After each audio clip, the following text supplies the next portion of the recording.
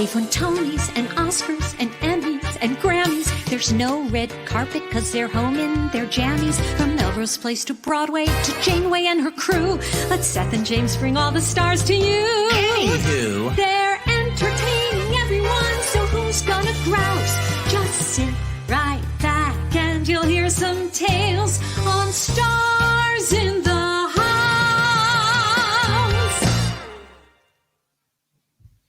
Hi, everyone. hi. James Wesley here. On Fridays, we wear pink. What do Oh, wear pink? you didn't tell me. Of course I should If have you were a done true that. Mean Girls fan, you'd be wearing pink. By the way, none of the actual women are wearing pink. Thank so actually, you. I'm actually You- catty. I show up in the wrong outfit. What? NH to the Who. Erika's wearing blue. Okay, I've had it. Welcome Hey. to Stars in the House. Right. Today we are celebrating Mean Girls Day a day early. A day early because it fit our schedule better. Starts. Well, in we the have the house- cast of Frasier tomorrow, and they were like, you know what? We're only coming on Saturday. Yeah. It's all good. So here's the deal. What is Stars in the House, you're asking? Stars in the House is a daily fundraiser we've been doing since everything shut down in March. We do it for the Actors Fund, which is a misnomer. The Actors Fund is for anybody in the arts. So you could be a performer, but also you could be anybody that works backstage, stage manager, wig person, makeup person, anyone that works front of house, usher, That's right. box office person. You could be an actor on camera. You could be anyone that works behind the camera, catering crew, whatever you do in the arts, middle of the country, wherever you live, whatever you do in the arts, you can go to actorsfund.org There you go. and get some help because right now, there are these new equity rules. People are losing their health insurance. Actors Fund will help you navigate insurance. They'll help pay for doctor's bill. They'll help pay for your groceries, for your rent. You go to actorsfund.org for any needs you have if you're an artist. And if you're able to give, please donate at starsinthehouse.com, or you can text Fund 2020 to 56512. Either way, you'll get a receipt from the Actors Fund. And if you would like one of the Mean Girls cast to read it, then you forward that receipt to donations at starsinthehouse.com. Yep, donations at starsinthehouse.com, and it shall be read. James, any updates? Well, we are up to, speaking of the Actors Fund, In terms of money raised? money raised. We are up to $522,960. Still got I it. can't believe how fast the viewers of Stars in the House have breezed past the $500,000 mark. Yeah, thanks everybody. It's really It's amazing. amazing. Yeah. Economic uncertainty is so bad that people keep donating is just really great. So thank you for donating. Thank you for forwarding those receipts. And let's do our civic duty. 2 civic duties we have to do. Well, this one, 2020 census.gov, it was originally going to be October 31st, and then it was going to be September 30th, and then a judge ruled that it was going to be like October 6th. The point is, fill it out. If you haven't filled it out, we can't say it enough just because it's so important. It's really important that you tell other people And it's about easy, by the way, It takes to 5 do. minutes online, 2020census.gov. Just right now as we're talking, just post it and just say, don't forget the census, 2020census.gov, and ask your friends. And by the way, since you are online, can you follow Stars in the House on YouTube? Because it helps us have more followers that we can get big stars. Kate Rockwell was like, I'm not appearing unless you have more than 10,000 followers. And I had to sort of send her a whole signed affidavit. So anyway, please follow Stars in the House on YouTube.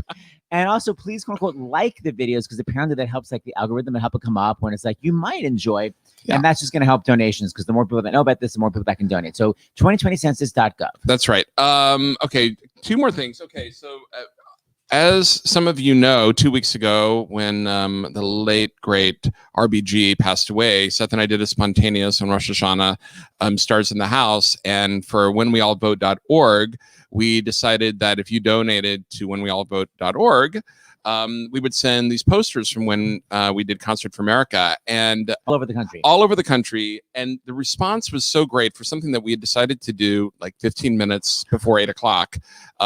We counted it up. My mom's been doing most of the work and getting the posters together. It just took us a little while. So if you were getting a poster, you're going to get it soon. They started arriving today because Seth saw it on Instagram, but it was about $4,000 that was raised. And we do have some more. This actually was one of the ones that was received today.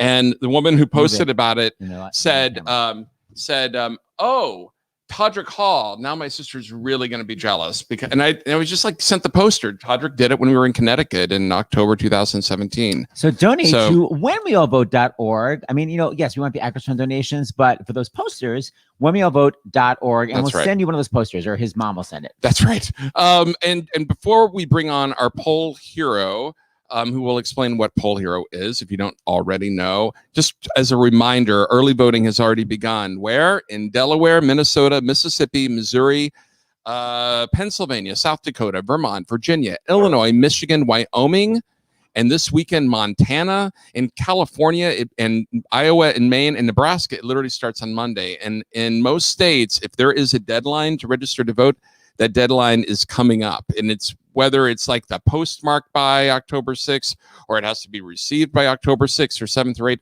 Every friggin' state is different. You just got to do it. And on that note, while Seth is taking our dog outside, I'm going to bring on our poll hero, or one of the poll heroes, Margot. Hi, Margot. Hi, thank you for having me. Of course.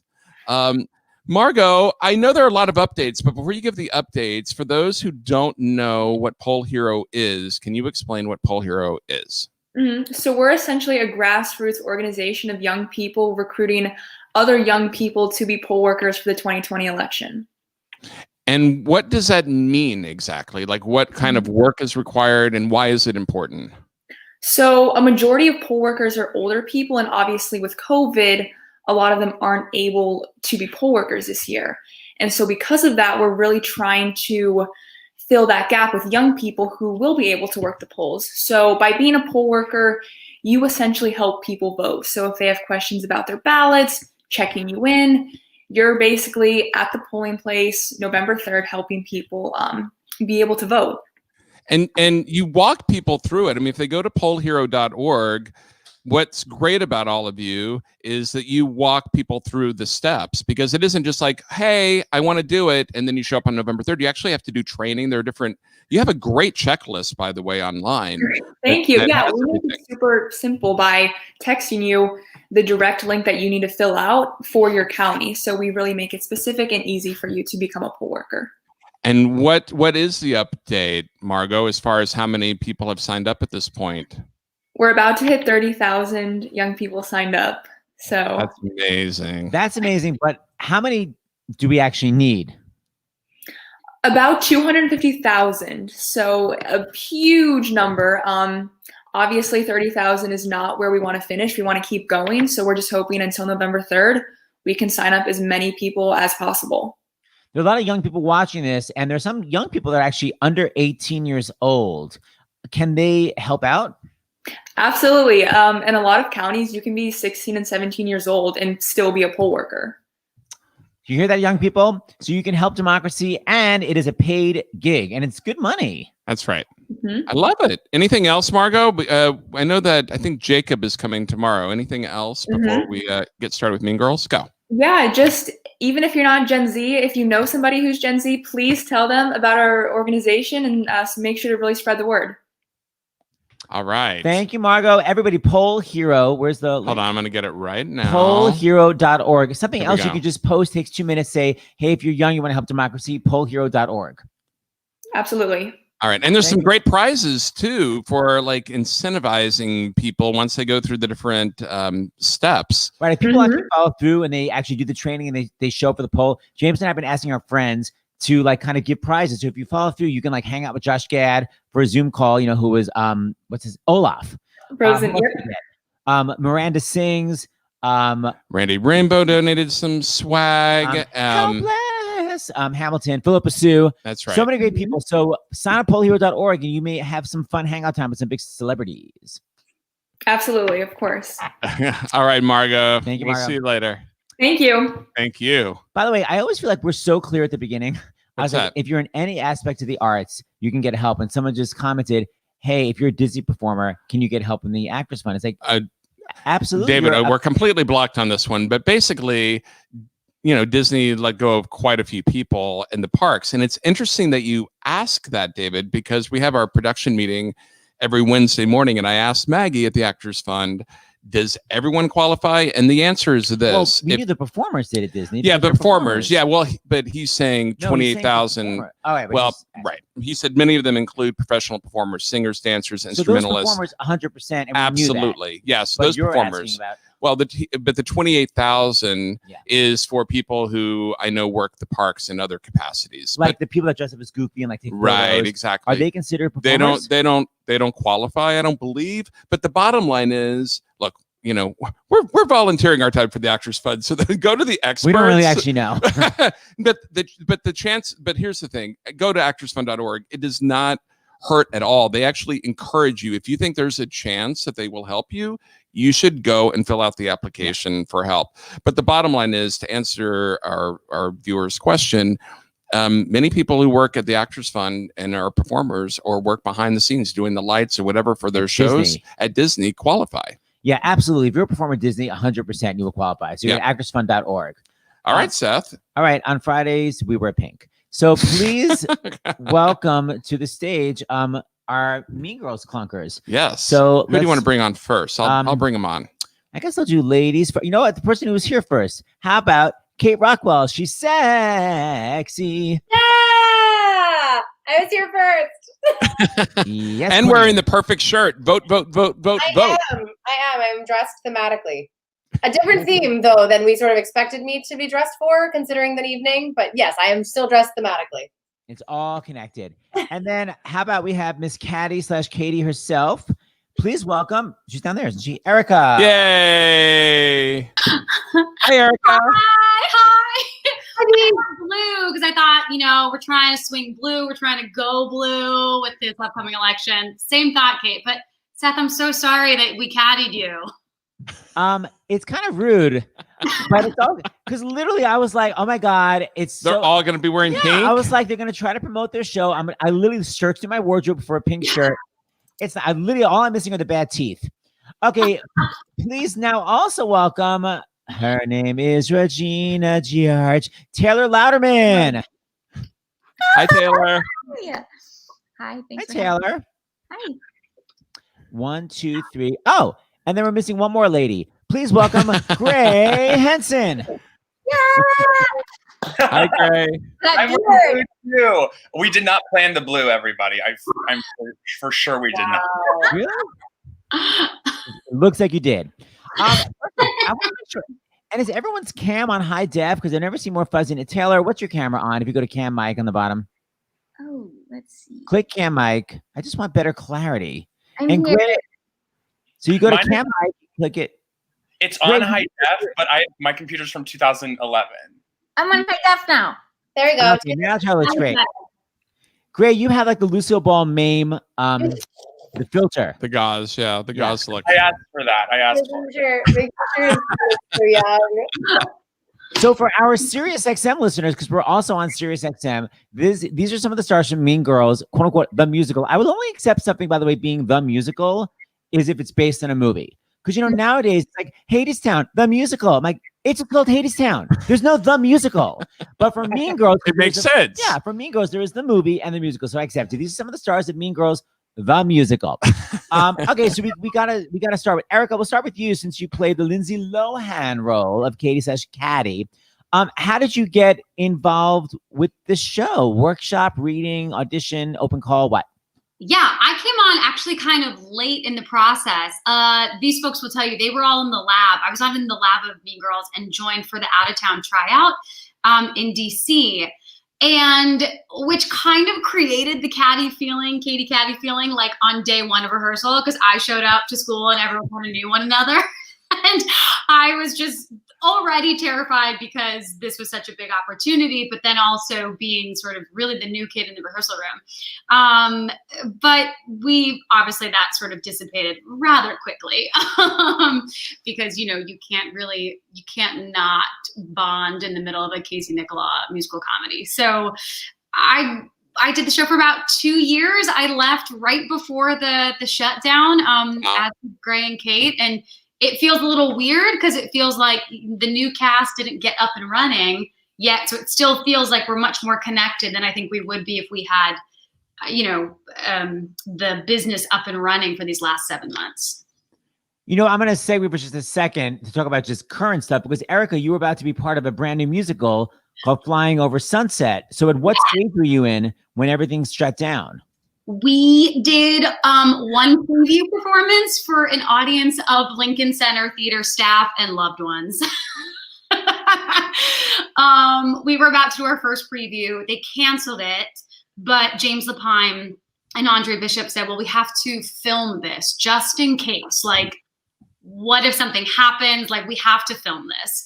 So I have no idea where this footage is. Lincoln Center's going to call me tomorrow and be like, but, you know, we filmed it the way you would like a rehearsal preview. Right.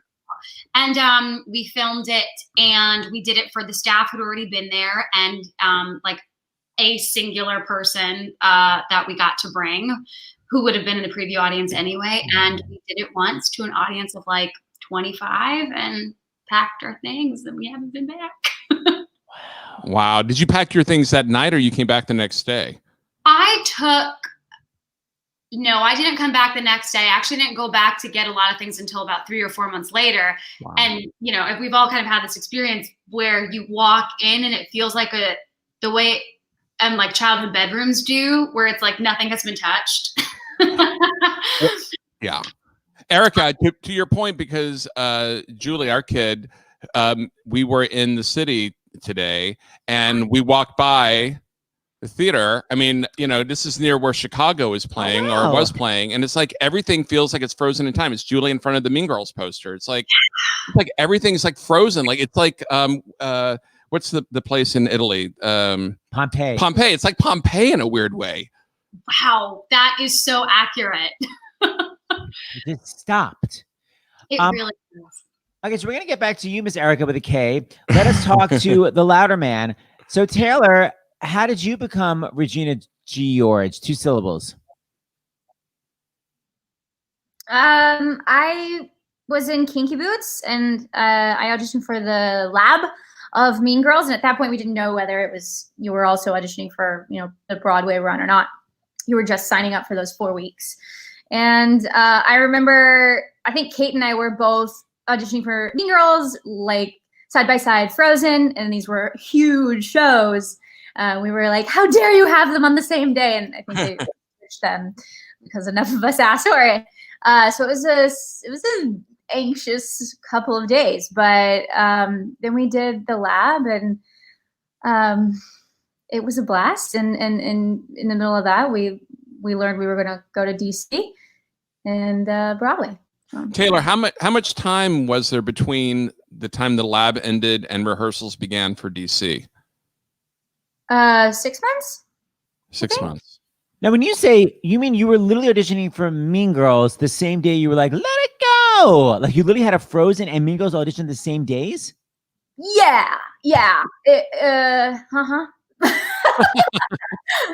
was a rat race. I felt like I was running around New York City with it, like a chicken with my head cut off. But so thrilling. Okay, so Taylor was Mean Girl, Regina George.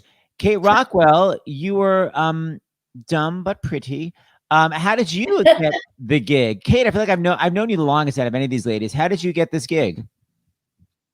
Because I've been around the longest of any of these ladies. I know I actually weirdly, and Gray's story and my story overlap this way. I did the very first table read of Mean Girls. It was just Act 1. We didn't have music. Jeff, who wrote the music, he like sang some stuff in a corner that they were working on. But I read Karen for that. Actually, Nell Benjamin, who wrote the lyrics, was the one who sort of got me involved. So that was where I started, but I still auditioned when it came time to do the lab. I still went through the entire audition process with everybody else. It wasn't like I got like grandfathered in or anything. I did, 8 or 9 or however many auditions we did for that lab. It was so many. And yeah, it was at the exact same time as Frozen was in their auditions. And so we were doing them on the same day. You knew Nell because for both shows were literally scheduled for the same afternoon. Final callbacks for both Mean Girls and Frozen. And then because the two of us were both doing it, they were like, oh, this is awful. And so they bumped one to the next day. So Kate, the question is, if you had to choose, which one would you have chosen? I love how things shook out. I'm very happy with the world that I got to live in for 3 years. But Kate, just so people know, you knew Nell Benjamin because she wrote lyrics to Legally Blonde and you had done Legally Blonde already. That's correct. Yes. So she brought you in for that. Now, by the way, also people listening, lab is a very new word. They used to just be called Broadway shows. Then, then Michael Bennett began, instead of going out of town with the chorus line, he began this workshop process. And then they kind of reduced it even more to readings. And then they wanted to go further. So reading is small, workshop is bigger. And then a lab is basically a kind of a full Broadway show, but like for like $100, like kind of a little bit more money. So it's like you're making more money, but you're fully staging it and singing, right? Yes. Yes. Fully staged. It's a full production, just in a rehearsal studio with no costumes. Okay, we'll talk to Equity about that when we come back. Thank you. Gray, my dear. Gray is my Orange Theory buddy, which is hilarious because in reality, we're not Orange Theory buddies. Gray, you were being interviewed, right? For like On the Go magazine. What was it? Yeah. Also, P.S. My connection is terrible because I'm at my parents' house in Macon, Georgia. So if I freeze, just like make fun of me. So I ran into you, Seth, outside of the Orange Theory. See, there's a delay because like I said that joke and you guys laughed like 5 seconds after. It's okay. I'm gonna just keep going. There it is. In Orange Theory, I ran out to you. A friend of mine from home, I was randomly prom king and homecoming king. And the girl that was prom queen and homecoming queen in high school works for NBC. And she like interviewed me on like a day in the life of an actor or whatever. And so she followed me around and I was like, well, I'm going to pretend that I like go to Orange Theory every day for this video. And truly like was like, come with me to Orange Theory. And was walking around and literally Seth walked out and we were just like chatting on the street and she got footage of it. I don't know if it made the final cut, but yeah. Well, just FYI, I didn't walk out of Orange Theory. I was walking out of my regular gym and Gray's like, I love Orange Theory. It's an amazing workout. And I was like, you know what? You talked me into it. So I signed up and went obsessively. And every time I would text Gray, he was like, I'm not going today. And I finally found out like you never actually went. You were just like using it as a prop. Wait. No, Seth. I like hurt my back doing Orange Theory. I think like 2 days after I saw you, like threw out my back because we're doing 8 shows a week and we're like dancing and I'm like acting like a fool. And so truly I stopped going after I saw you because I was like, I can't go. It's too hard. But of course I need to go back now. But I'm so glad I got you into it. I didn't realize that I was the person that got you into Orange Theory. Erica, go ahead. That morning. No, Gray like seriously injured himself for going to Orange Theory. And we actually saw him. Kyle and I were up near his neighborhood, and Gray walks out of his apartment like he's in his own rom-com. Like birds are chirping, he's swinging his arms. He looks so vibrant, so healthy. Like truly, he's in his own music video. Cut to 6 hours later, he hobbles into the August Wilson like he's aged 40 years since we last saw him. Great. I kind of want to know how you hurt your back because, quite frankly, the weights in Orange Theory are like 5 to 7 pounds. So, how is the actual back hurt? No, okay. It was, we were doing, you like sprint on the treadmills for like 25 minutes. And then immediately they're like, okay, down to the floor. And we were doing these burpees off of a low bench. So I was doing like these crazy burpees and like throwing myself into it without all the core strength that I need. And so I think it was that, like the thing going from the treadmill to the floor that really just wrecked me completely. I will sign you up for curves. Okay.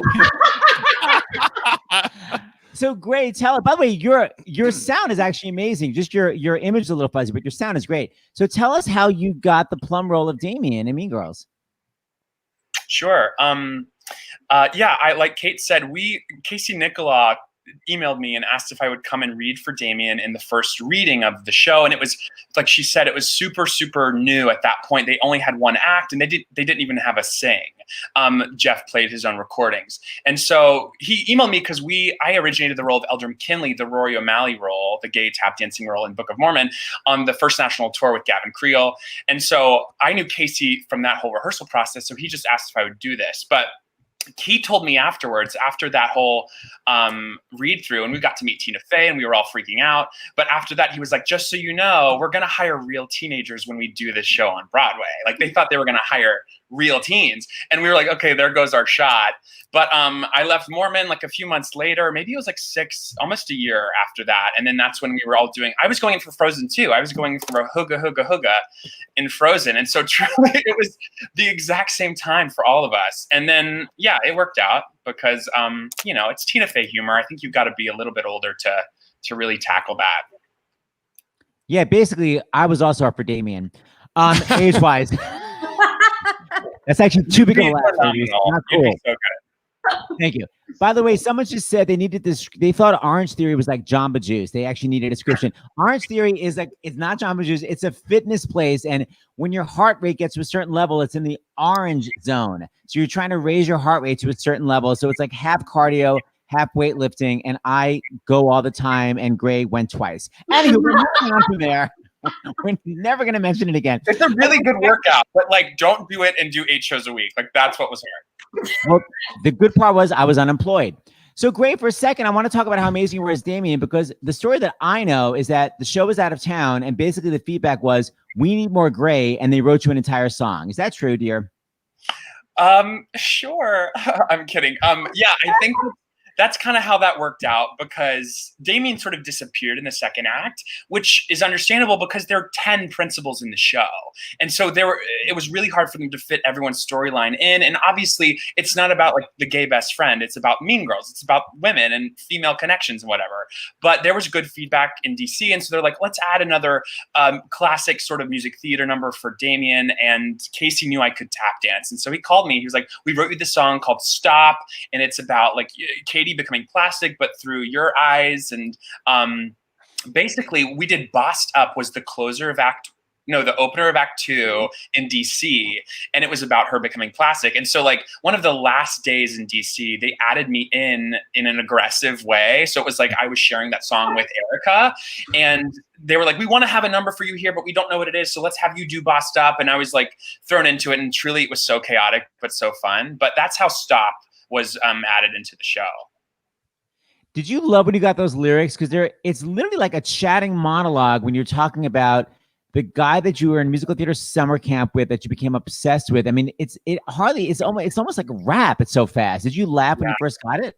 Oh, I thought it was so funny. And I got a recording of Jeff Richmond singing it, which was even better. But yeah, no, it was a dream. I was like, oh, wow, this is such a gift. And that's not lost on me at all how special that is. But it truly is such a mouthful. Everyone always asks me what my favorite number to do. My favorite was Where Do You Belong, but the hardest was Stop, because it was like this crazy, crazy patter song that went right into this insane tap dance. And like, you think I would lose like millions of pounds doing that show, but when your body gets so used to something like that, it's just like at neutral. And so I'm sweating my, whatever off, and like literally not losing a pound. I'm going to show, I love that it's so inside theater, because you're busting the score for playing Hope Harcourt, because basic, it's so specific. And then the lovely is pitchy. It's like, who gets those jokes except for like me and Tina? Here we go. Watch. His second show was Anything Goes, and his co-star was some female thing.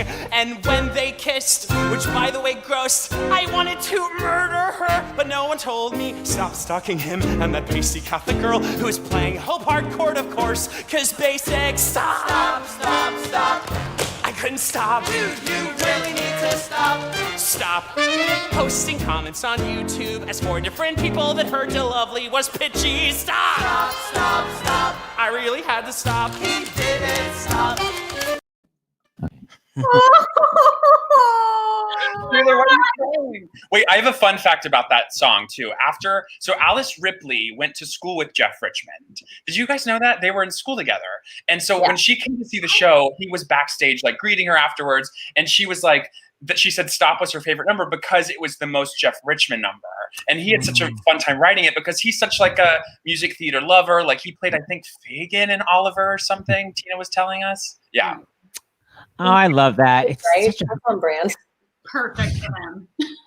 So Erica, did the opening number change? Because James and I were invited to watch the final. What was the final? I think dress rehearsal. Not That even was dress. It was no, the I mean, run so through. final rehearsal run through in your rehearsal space before you went to DC. That's the one we saw first. Yeah. We're like no mics, but like a kind of a full band. So we're like, I guess the melodies are good. That's all Right. we could really hear. Anyway, the opening number was different then, wasn't it? The opening number changed almost every day.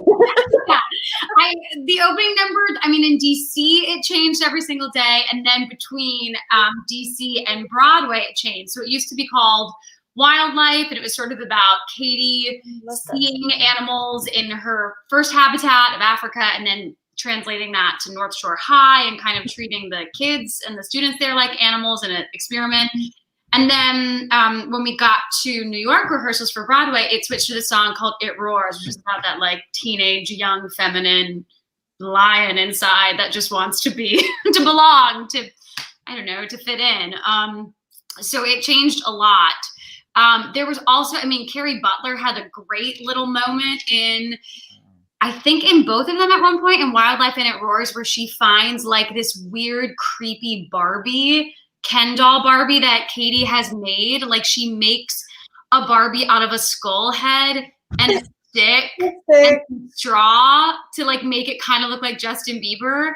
And Carrie, the mom, Katie's mom, finds us like, what is this? And Katie has to say like, I practiced kissing on it. So it was just a little too weird for the first time we meet our heroine. So it got cut, but it lived on Broadway for about 2 nights. And then it lived backstage up on the wall for it's still there. It's still there.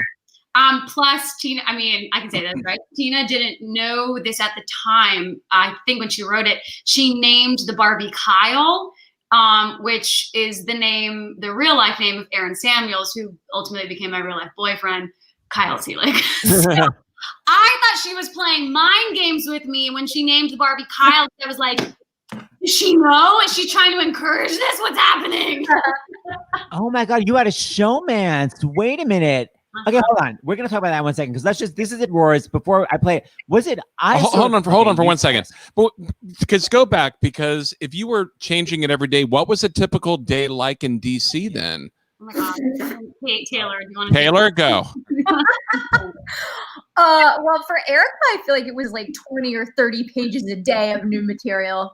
It was that feeling like we're going on stage and we don't know what's going to come out. And what comes out of that, I think, is real collaboration and just saying, all right, I got your back, which was terrifying, but also really exciting. So and real bonding, because you're like, I legitimately don't know what this line is. Does somebody else want to help me out with this? So there was like a very serious bonding experience.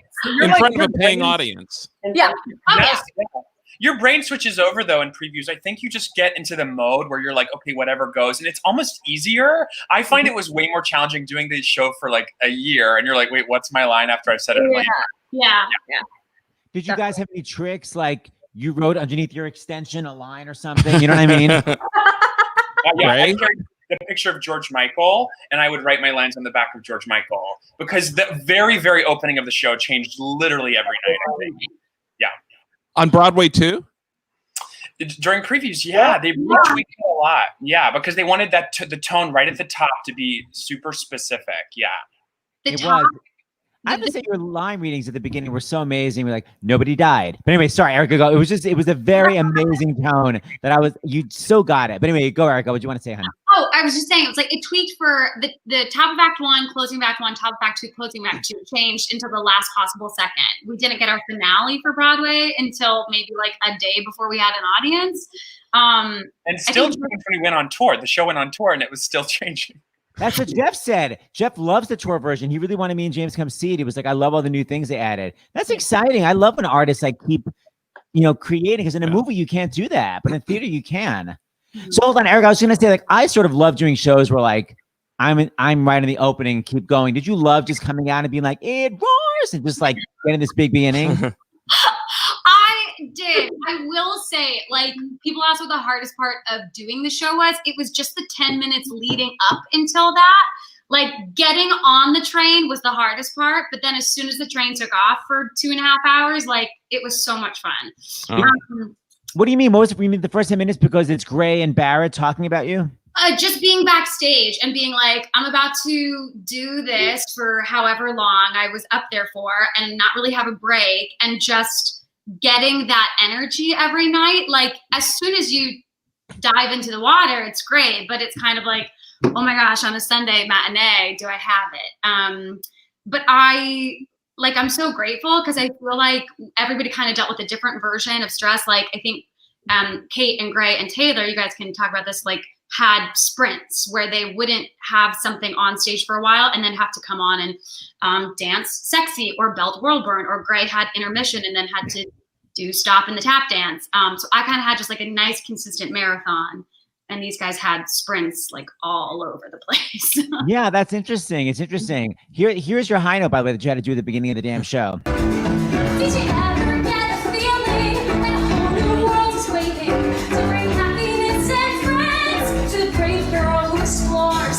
It's a scary kind of feeling, but so exhilarating how it roars. It roars. It roars.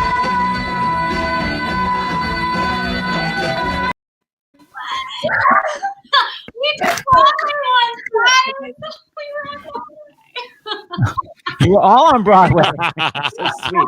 This was a long time ago, so quick. I'm like, if somebody had me go do that right now, I think my body might go into shock. You know, I always tell this, but I was talking to Betty Buckley after she saw Wicked, and she said the whole time she was like, how do they do that? How do they do that? I'm like, you started and everyone drew it, like, you've done it. But like when you suddenly see it from the other perspective, you're like, how do they do that? So I get it.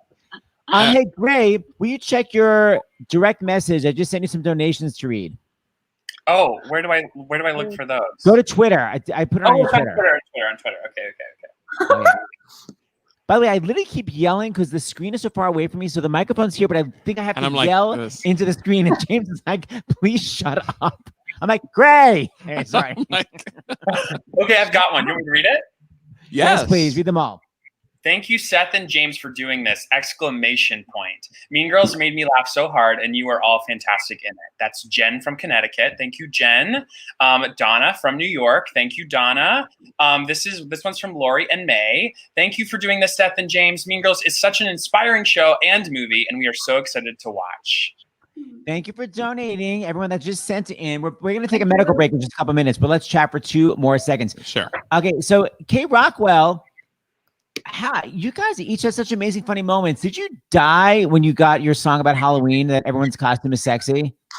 I was given a little bit of a heads up about like what Karen's number was going to be. Like Nell sort of like gave me some like hints at it before I saw the whole thing. And I will say the original version of Sexy was very different than the version that existed later. It never saw an audience. We only did it in the lab for like a little while, and then they rewrote the whole number, and that's what everybody saw. But it's such a, I mean, the listing of the costumes, I was like, what does that even mean? Like, and they were like, there's going to be a sexy Abraham Lincoln. And I was like, what's a sexy Abraham Lincoln? What is sexy corn? I can't picture what that is. And then like the day of the costume, we did a costume parade for all of them. And the day of the costume parade was the first day that I was like, oh, this is what this song is about. Like, this is what we're doing. It's so ridiculous. You know, we took our like, well, I don't need to do anything because that's happening behind me. So I can just stand here. No, but 2 things I want to say. First of all, we took our kids shopping for Halloween when she was like 16 at Ricky's, and she was buying, it was literally like Sexy Nurse, I don't even know what. And we were like, absolutely not. And these 2 women that were like 25, they were like, we wish our parents had stopped us. Like, they actually gave us approval because she was buying, like, it was literally sexy corn. We're like, no. Second of all, I wanted to say for you, Kate, I love your performance because it's so weirdly still. It's like you're physically sexy, but you also weirdly have like no awareness of how sexy you are. Like, it's such a, like, who thought of that idea of just like, my body is sexy, but within my body, I am not. I just always imagined that she was super disconnected from her body. I always figured that like, that's why like she's always like tilted up and out, because like I just imagine like someone like disconnected the like brain from the machine for some reason. I don't know why. I don't know where that came from. I don't know why I had that, but I was like, she lives up here, but like this lives down here. so it just Very this Stepford Wives, has right? has no connection to this. Like there was just she is like a picture of it. You know, like there's a photo that's happening at all times. But like there's no life in the photo. It's just a photo of like a doll or a model. But like she doesn't think to like use it. It's just there to be looked at. I also, by the way, love your flexibility. Say, and then it's say, and then you literally do a riff within it. Anyway, here, I'm obsessed with it. Listen. This is modern feminism talking. I expect to run the world in shoes I cannot walk in. I can be who I want to be. And sexy.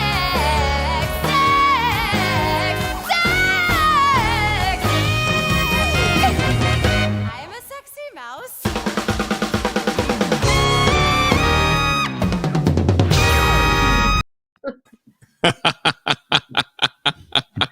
Face. You're like, what was I thinking? I don't know.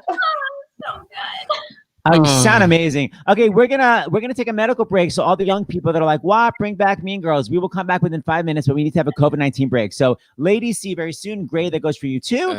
Please welcome the chief medical correspondent from CBS and our chief medical correspondent, Dr. John LaPook.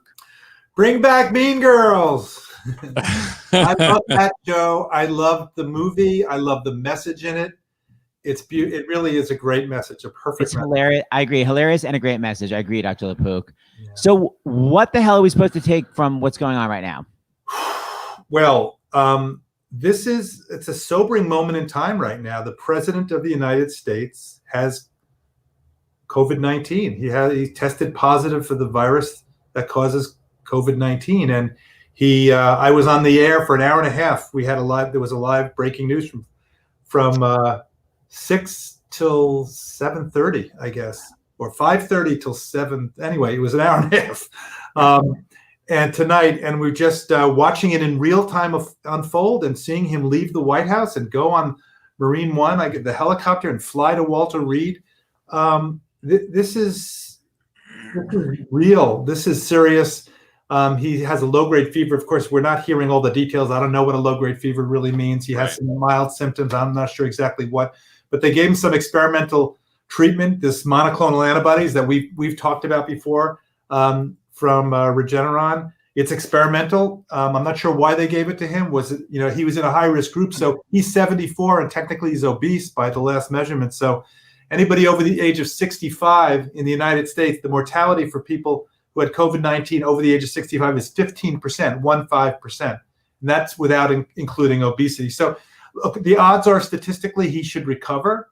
But the one thing predictable about coronavirus is it's unpredictable. John, you know what struck me? The takeaway for me was the over reliance on those rapid tests. And I think about that. Julie and I were talking about that.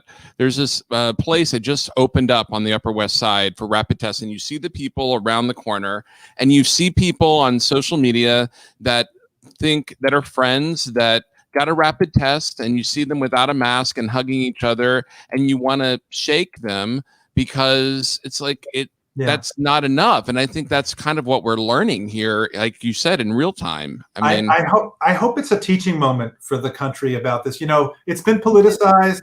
Maybe we can all start rowing in the same direction now. But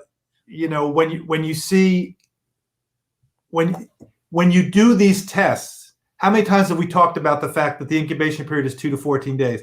So somebody flies home from wherever, they say, I want to test today, and then tomorrow I see my grandma. No, you can't do that. You have to know that you could be incubating it, and tomorrow you could test positive. You may test negative tomorrow, but the next day, if you're incubating it, test positive, up till 14 days after exposure. So you're right. We have to have the frequent testing. That's great to get our arms around who's infected and go put them in quarantine. Remember, people who are exposed are put in quarantine. People who are infected, we know that they're infected and infectious. They're in isolation, just words. But the way you get your arms around this is all the different layers, right? You wear the mask, you wash your hands, you do social distancing, physical distancing. Outdoors is safer than indoors. Try not to have a lot of people in a room. Improve the ventilation. Eventually a vaccine. none of these by themselves are going to be perfect, but together they can help us get our arms around the crisis. But here's when you're saying it's teaching moment. Here's where I feel it's not, because they'll say so-and-so was near Mr. Trump, but tested negative today. But they're not saying, but we need to keep testing for the next 14 days. They just keep saying they tested negative, therefore they're negative. They're not. They could be positive by tomorrow. Right. And we know that Vice President and the former Vice President both tested negative today. And I made that point several times tonight on the air.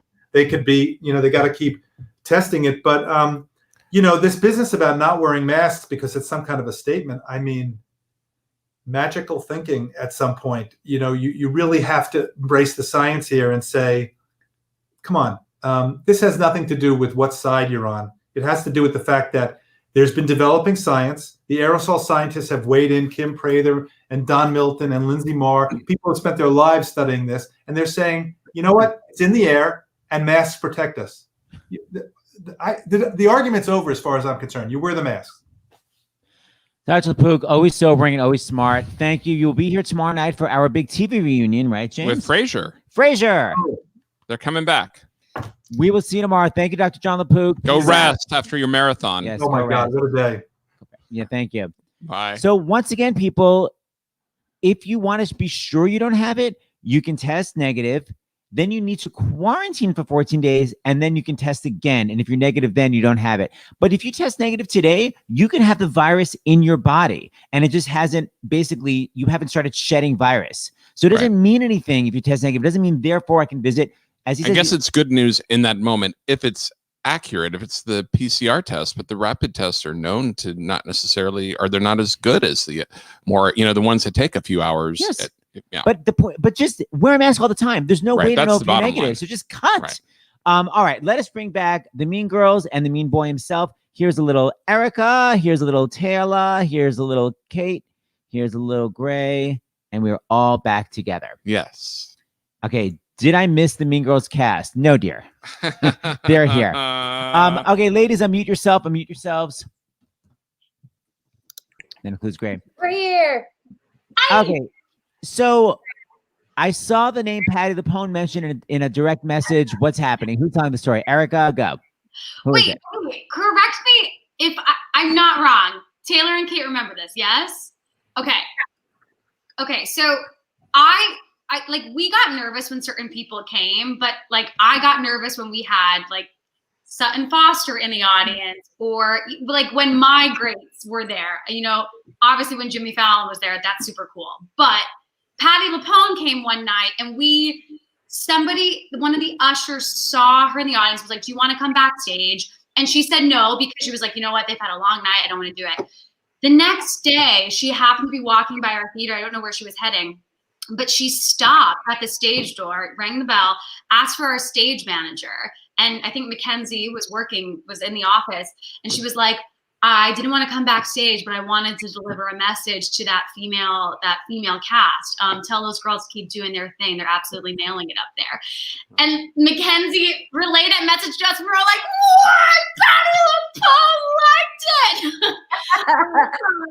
And that she just took, I was like, that's why she's one of the greats, that she took the time to sort of, the people who grew up listening to her to sort of just knock on the door and say hey, just good job. And P.S., Erika, you were a Fontaine. I was. That's crazy that I'm in that lineage. Yes. I was, of course, investigating, and I was like, how is Erika's E flat? By the way, do you know what E flat I'm talking about? Yeah. You let your boy man say. Yes, and turns out you vibratoed it and actually put a nice fermata on it, as you can hear. Look me now, my friend. It's hard enough I've lost my pride. Let your finest send me away, as you were there into the sky.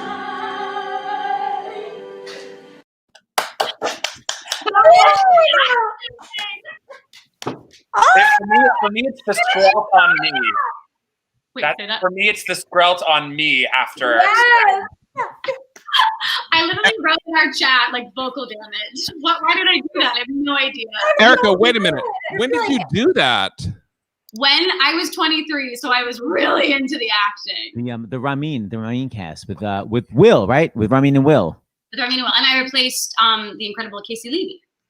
Wow. Now, by the way, amazing high belting, beautiful singing, not a beautiful wig. I gotta be honest.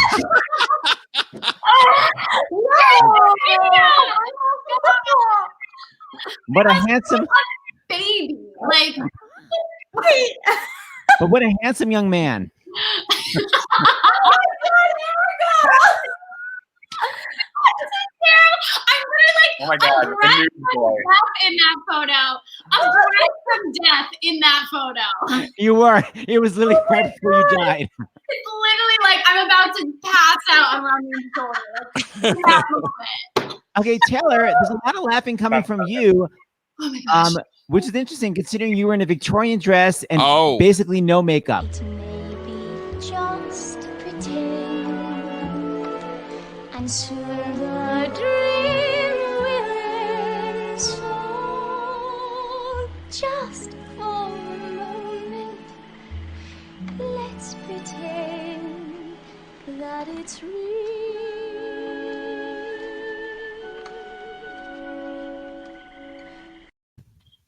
Aww. I love that number. So sweet. Taylor, what was it like that was Peter Pan Live? What was it like? How terrifying was it? Was it scarier than Broadway or was it easier than Broadway? It was scarier than Broadway because you only have one shot at it and there's no live audience to trial and error things on, like with previews. And millions of viewers. So good luck. Sorry. Did anything go wrong when it was Peter Pan Live? I think there were a couple times when we saw cameras in the shot because I mean we did a month of rehearsals in a rehearsal studio like a Broadway show, and that was really for the actors and us to get our spacing and whatnot. But then we did a whole another month of rehearsals. So it was really for the cameras because it was, I mean, think of it like in the round. The cameras were all around us. So they had to choreograph themselves so they would never pick each other up. And so if you go back and watch it, you can spot some every once in a while. But otherwise, I think it went off pretty well. Yeah, that was a beautiful show. I totally forgot. Kate Rockwell, I'm manipulating everybody to sing. Kate Rockwell, please haul us out a song before we get back to the chatting. Now? Yeah, because we'll end with Erika. Kate, it's already almost 9. So yeah, but we have a lot more to say. More videos coming, so don't even think there's not more show. God, what have you found? Kate, what are you gonna haul? Don't worry, you'll like it. No, I wanted to do something totally different from Mean Girls, is because I'm also not dressed for Mean Girls. So I was gonna do something from Songs for New World, which is one of the first shows that I ever did music from. I love it. Yes, Queen. So I'm not afraid. Do you want to have your cast on with you, or do you want to have your own face? Do they want to be on camera, or do they want to have their cameras off so that they can shriek if they don't like it? No, they're watching it. Okay, they can watch me. All right, I have to track play because Zoom. Can you hear it? Okay. Cool.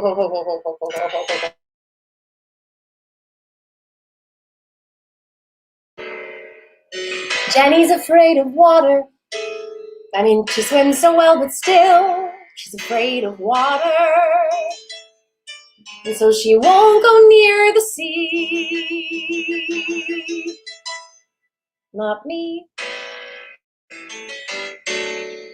And Katie's afraid of darkness. I mean, she sleeps and all, but still, she's afraid of darkness. So when the lights are out, she has to hold my hand. I don't understand. I'm not afraid of anything. Be it mountains, water, dragons, dark, or sky. I'm not afraid of anything. Tell me where's the challenge if you never try? So watch me fly. I'm not afraid.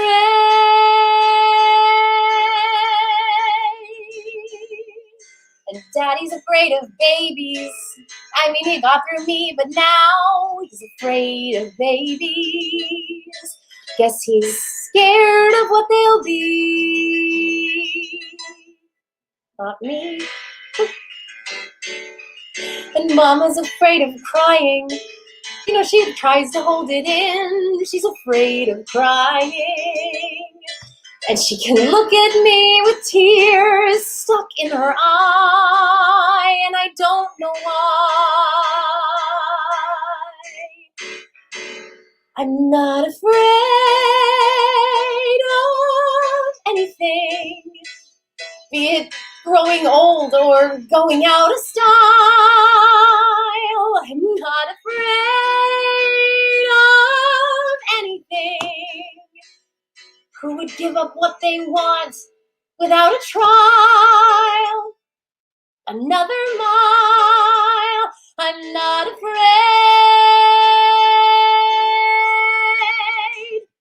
And I feel the calling of adventure, and I feel the ringing in my ear. The lights are blaring, trumpets blaring, I'm right here.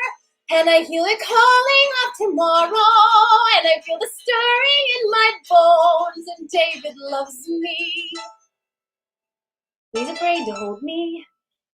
Listen to the calling of excitement. Can you feel the pounding in my heart? Lights are ready, pulse is steady, I can start. Never stop the calling of the challenge. Blessing on the water and the stones, and David loves me. He's afraid to tell me. David loves me. He's afraid to trust me. He's afraid to hold me. And he'll always be. He's afraid of me. And I'm not afraid of anyone. I'm sure to win with anyone at all. I'm not afraid of anyone. Not a soul alive can get behind this wall. So let them call and watch them fall. 'Cause after all, I'm not Oh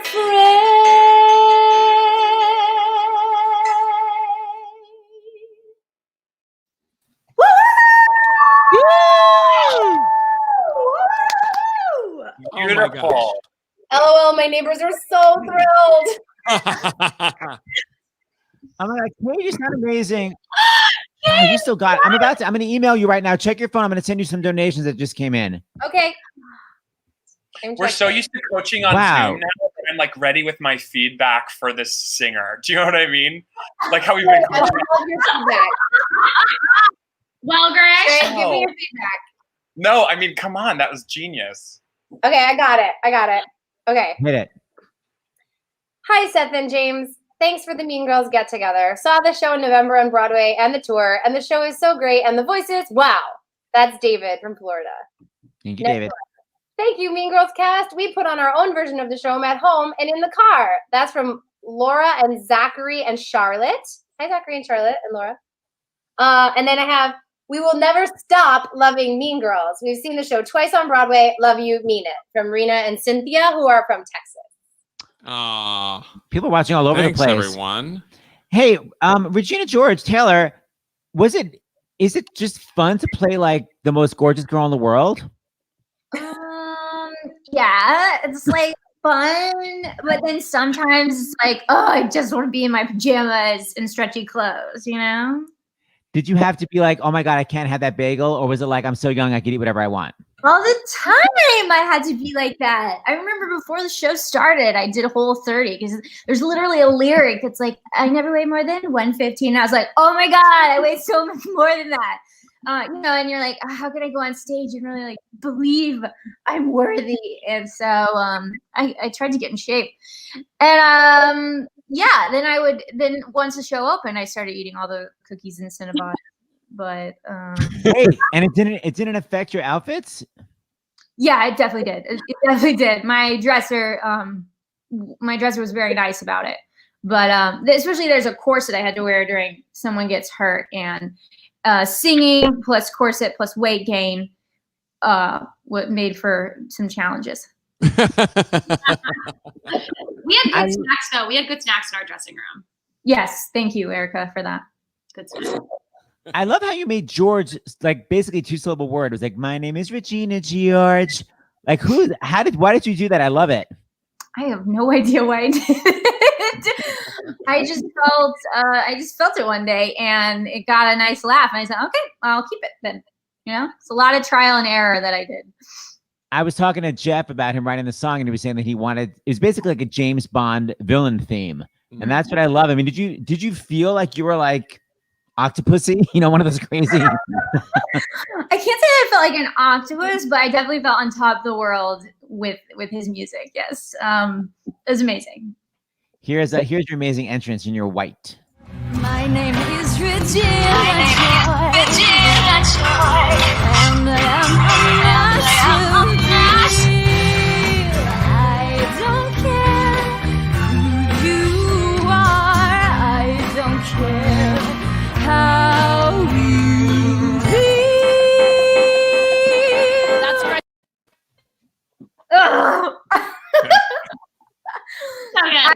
I was so nervous for that part at the Tonys. Everyone could probably tell you I didn't get along well with the table moving, and poor Kate. Yeah, it developed into a whole thing for me. But at the Tonys, there were 2, I think, tracks on the stage, and that table had to go over 2 giant lips, and I was just like, please, Casey, please don't make me do this. So I feel like watching that back, I'm like this the whole time. Oh, we got to play it again. Okay, Seth. now Hold we on. Now we got gotta to watch it. My name is Regina Joy, and I am a master deal. I don't care who you are. I don't care how you feel. That's right. Oh, It was like right before then. We got something really good. Oh, wow. Turn around too on field. Like sometimes your face, you could be like, whew, as soon as you got around and didn't have to face the audience, you'd be like, oh my God, that was terrifying. Also, that was the super fast Tony version. That was like sped through too. Yeah. Yes. Yeah. Yeah, but you actually cut off Barrett. Barrett's like still talking as you come in because the music was shorter. Actually, I noticed that. But I love that you're saying that because that's such a good point for the audience. It's like the way Betty was like, how do they do Wicked? Like so many things we watch, like how do they do that? And it's not hard, but stuff that we never think is hard, like the table, who cares about that? It's like the scariest thing in the whole show for you. The high F is nothing, but the table's really hard. Oh, the high F was something, but the table was also something. Okay, Kate Rockwell, I also want to talk about you for a second because so many people watch reality shows, and that's of course how I first found you. Whatever. But I want young people to know because they make people say to the camera, like, if I don't get this, this is the end of my career. Like, did they like manipulate you to make it feel you were on the Grease reality show looking for Sandy. Did they raise the stakes? Like, what would they say to you to say? They would actually tell us we weren't allowed to leave the room until we gave them the soundbite that they wanted. So like they would be like, I need you to sit here and tell us why you're the best at this thing in the show. And we'd be like, no, because it was actually a room full of like very talented, wonderful people who most of them went on to have like very great careers. And so it was like, no, I'm not, A, I don't think that, and B, I'm certainly not going to say it. And they'd be like, well, you can't leave until you do. And be like, okay, well, we can sit here all day then. Because wait a minute, Kate, was everyone else there watching? No, so they would take you out of your own rehearsal. So the only rehearsal time you got, they would pull you out of it to then make you say these sound bites. So basically you had to choose between giving them a sound bite you didn't want to say on camera and your rehearsal time. And that was how they would get people to say things that you didn't want to say. But one of the things that they always ask is like, what will you do if you lose? And I'd be like, probably audition for something else. And that was like not an acceptable answer. Kate, so if you had to say something negative about one of the other women, would you immediately after you were done filming tell them? So all of the whole company. Okay, God, this is a little bit of a long story. I'll try to say it fast. No, it's fun. We lived in group rooms, right? So like 5 of us lived in one room, and then like 2 lived in another room, but like the room was like barely big enough for one person to walk into, and the boys were the same way. So in our group room, there was a large bathroom, and through that bathroom was a giant walk-in closet. And it was the bathrooms were the only place off limits for cameras. Cameras could go anywhere in the house except for the bathroom. And so we would, as a cast, go into the walk-in closet through the bathroom because they couldn't get to us. And we would sit in a circle every single night. And we would decide what one thing every single person would say about each person so that they couldn't use the sound bites because they'd all be the same.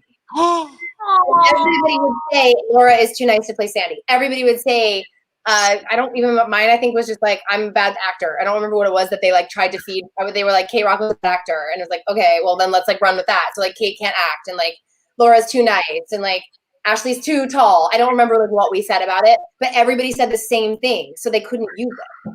But wait a minute, Kate, did the producers finally catch on and say, wait a minute, you can't do this anymore? There was nothing they could do because we all agreed to it. And that's how they really wanted it to be like this catty, mean thing. Right. And we were like, no, we're not doing that. We don't feel that way. We're not making that. We had so much fun together doing that off camera. And it was like really sad. I wish they had just like let it be like a fun thing that we did instead of like trying to make it something awful, because it was like the weirdest circumstances. And we had a blast, but like they wanted us to like be mean and fight. And we're like, that's not how this business works. We're not competing against each other. You're just gonna pick someone. It doesn't matter which one of us you pick. Wait, I have 2 questions. If you all said the same negative thing, couldn't they just use one of those people saying that negative thing? And they did. Basically what they got is like a single soundbite about Laura Osnes or Kate Rockwell or like literally any of us, Kathleen Monteleone. They used one, you get like for each episode, like one other person would say the exact same thing every episode about that person. And that was the only narrative they had to use. But you would agree to it, so you didn't. So no one was surprised when it was on the air. No one was like angry and calling the other. Exactly. But I love that Laura agreed to being too nice and you agreed to being a bad actor. Yours is devastating. But that's it was like, well, they're gonna make us do something, right? And like your choice is like sit in a room with a camera staring at you and PAs yelling at you for 2 hours, or give them something. Like they created those narratives. That was what we walked in with. Like the narrative was like, is Kate gonna be like, Kate's great at singing, but like, is she gonna be good enough as an actor? So like they set us up with these narratives anyway. Small town Sandy, she's way too nice. Can she even play the end of Sandy? And we were like, yes, but okay, no, she can't play the end of Sandy because she's too nice. Like stupid stuff. So we just went with it and we chose like the storyline that they like fed us about like why we weren't going to win and ran with it. And that was the only feedback we ever gave them, so that they couldn't use us against each other. They couldn't like create any kind of false narrative. And we bonded together really well. I love that. However, I don't love this. If I'm gonna prove, You better prove that my faith is justified.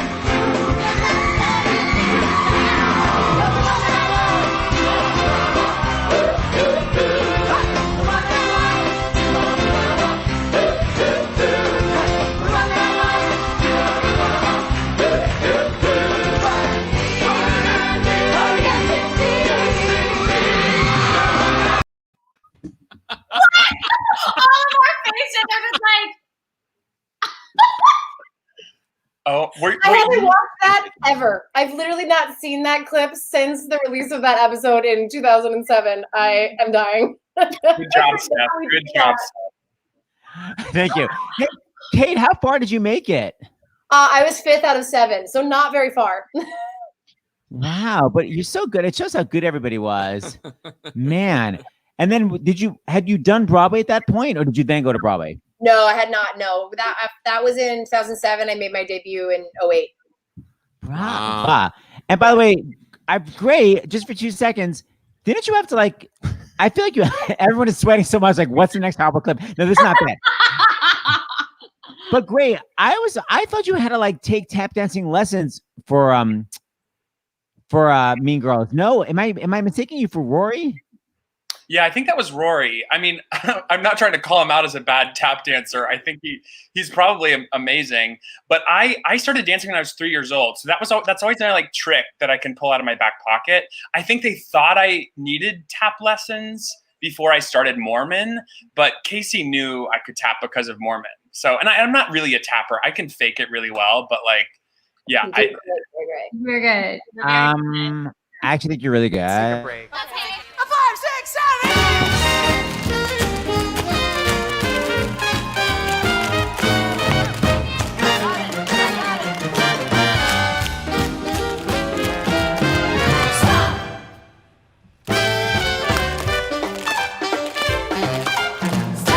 Jesus.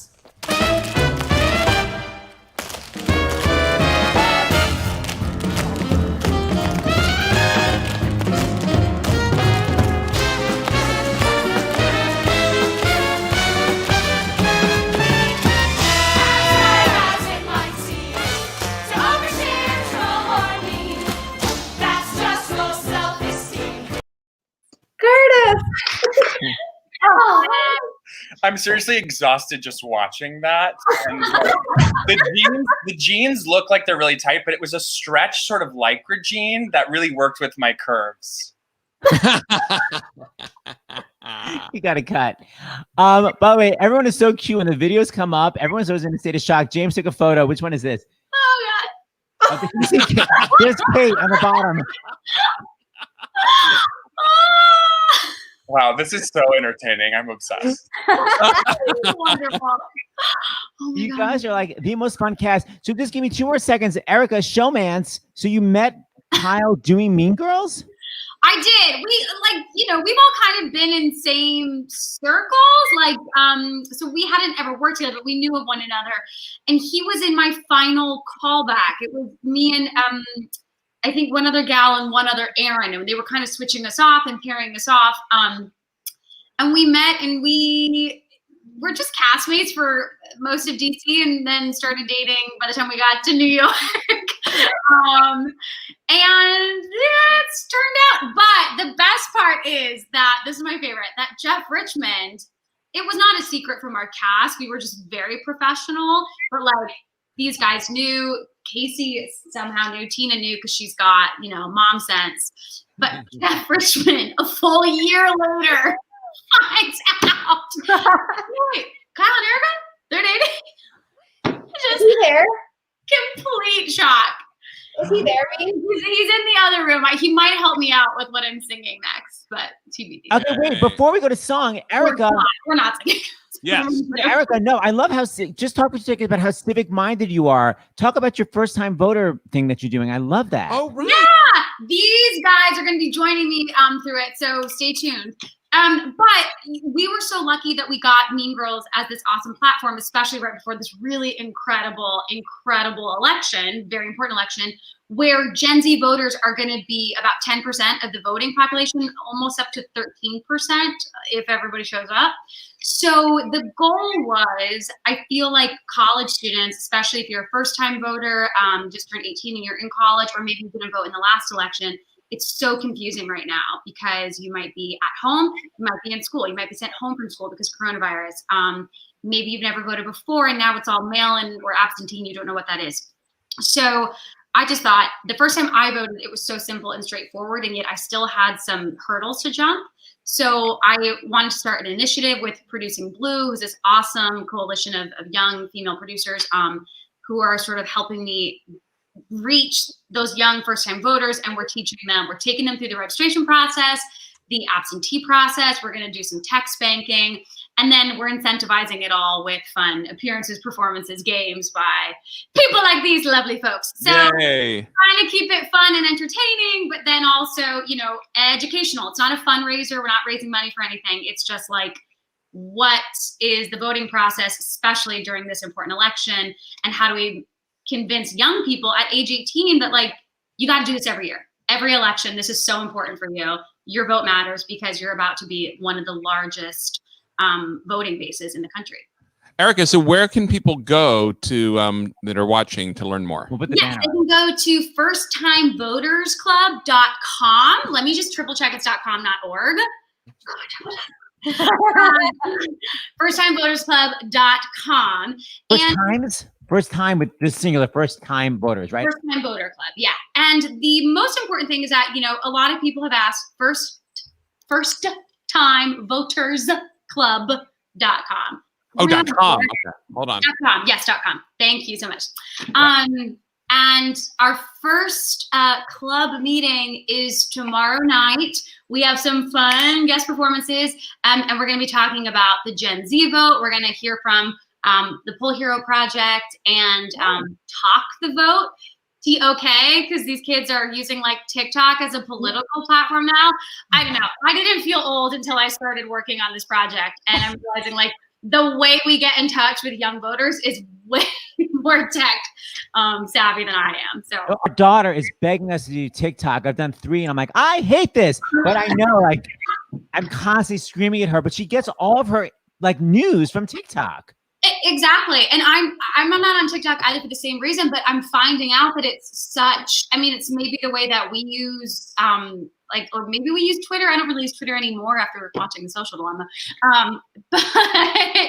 But yeah, it's kind of crazy the way that this generation is communicating. And so we're trying to harness that and then direct it to the polls.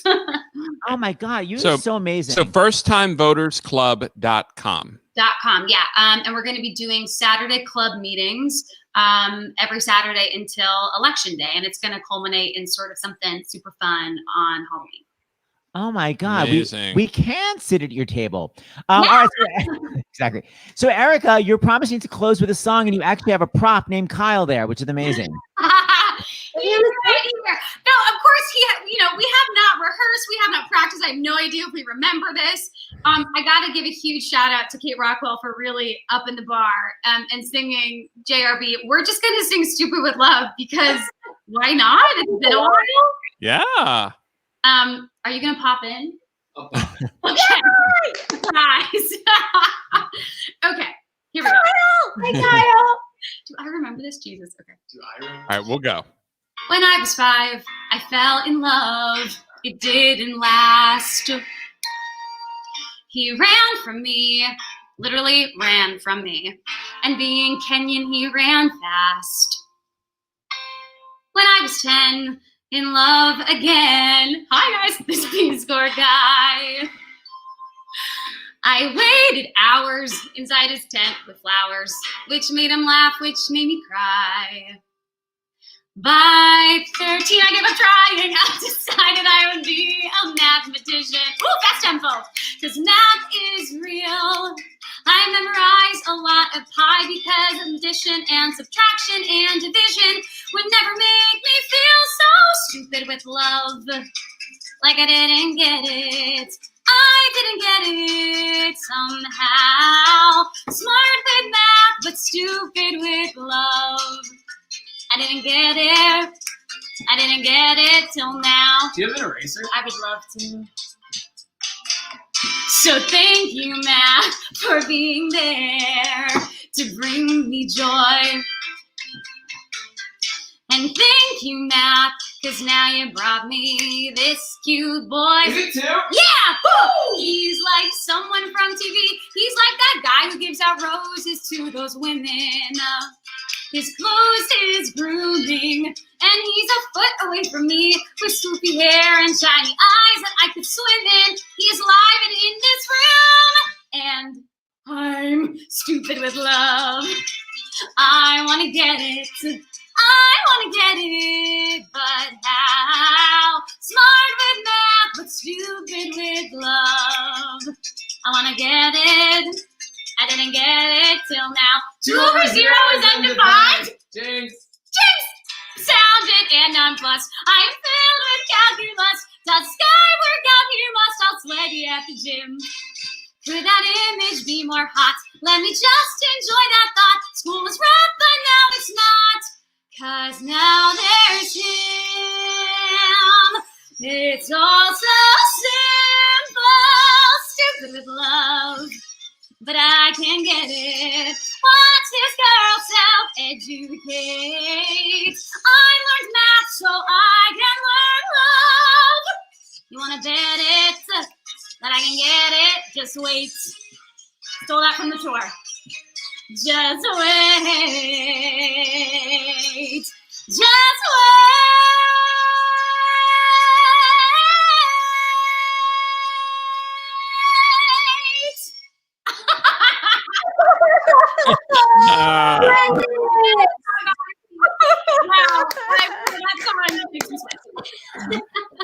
Oh my gosh, that was great. Upside down doggy. Hey, before we go, does anyone have a great Tina Kyle. Fey story? Yeah, we heard about Jeff. We know that Jeff is not aware of romances, but we're obsessed with Tina Fey. Does anyone have a Tina Fey story they want to share? We're like obsessed with her. Before we close, so many. Who wants to choose one? So many. Great. I mean, there are some. Right, We're also, I can't think of like a specific one. I mean, I remember I know like every episode of 30 Rock, like backwards and forwards. Like I can quote like almost every episode. And so when I met her, I was like freaking out. But in rehearsals, I would come in and be like, I would make a joke. Like we were going over one of my dances and I was sweating. And there's one moment in one of her episodes where she's like, "Stop sweating, you stupid bitch," and like slaps her face. Can I say that? This is live. It's okay. Yeah. But like, I remember that joke specifically was so funny to me. And I like made the joke in front of Tina and I was expecting her to be like, "Who's this freak?" But she literally was like, "Oh, that was a funny one, wasn't it?" Loved her show, and like she was always so cool. I mean, we were really nervous around her until we realized that she just wanted to be our friend. Yeah. Oh, it's so cool. Was anybody freaking out when they first met her? Yeah, oh my gosh. Ah. I first met her in the audition room. Are you kidding? And I'm wearing like high heels and my legs are shaking as I'm walking in there. Like, not only are you meeting Tina Fey, but you're auditioning in front of her. She was very kind. Yeah. Did she ever give you some amazing comedic advice? Like, because she's so small, like Oh my gosh. I remember trying to pull it out of her. I was like, "Hey, look, I'm really open to feedback." And she was very much like, "No, figure it out for yourself." You know, like she never put pressure on us to copy the movie or anything. I remember in DC there was a joke. I've said this a lot, but it was about Gray. What, Erica? The talent show joke? Yeah. It was like right before "You Can't Sit With Us," and she would rewrite the punchline every single night, and I was like, "Tina, I think it's me. Like, I think I'm just not delivering it well, you know." And she's like, "No, it's me." And by that opening night in DC, she gave me a gift, a jar full of all the different punchlines that we tried, and I don't even know what it ended up being if we just took the joke. That was a joke about what I did at the talent show, right? Yeah, I remember like Wrecking Ball. You were all these like things about what you did. There's a lot of musical theater references too. Like Yeah. You were like, I wasn't even the most embarrassing person there. Like, did you see that Damien kid singing Wrecking Ball? Yeah. Yes. Anyway, we cycled through a lot of different scenarios of what Damien did at the talent show, but That's the cut footage from Mean Girls that we we had when she decided that we toyed back and forth between whether or not we wanted to use, like, "If you're from Africa, why are you white?" Like over and over. We would get rid of it, we would put it back, we would get rid of it, we put it back. And when we finally did sort of decide, like, no, the audience knows this joke, it's not going to be funny because they already know what's coming, she literally gave me a sheet of like 4 jokes and was like, "Pick the one you like the most and do it tonight." And I was like, oh, okay. And so I just picked one off the sheet. And I picked the tiger one, which is what we went with. I never did any of the other ones. That was it. And I was like, what a missed opportunity. I should have done all of them. I was nervous because I was like, get the joke right for Tina. Like, don't screw up the joke for Tina. So I just never did it because that was the one I liked and they liked it. And I was like, great, we'll do this. And like about 6 months later, I was like, oh, you really missed an opportunity there to like, just play with it all. Such a great creative team. Kyle, it's so good seeing you. It's like watching a Broadway show, but Yeah, real life. I've been like in the other room just listening. It's so cool. It's great. Erica, is he constantly walking around lifting up his shirt like the show? Because that's weird. No, not at all. That's kind of a funny Tina story too. That she like was always like, "I never meant to do that to you. This was you like totally went for it, and they just kept it in." Yeah, there was a lot of talk about like she at one point pulled me aside and was like, "I feel like I sexualized you, and that's very strange. And I'm sorry, you didn't. It's all fine." It all worked out. You guys, this was such a great thank you for show. It's put me in the best mood. It was so great seeing you guys. Here's to Broadway coming back soon, right? Yeah. Yeah. Thank you for having us. This was so nostalgic. Yeah, I know.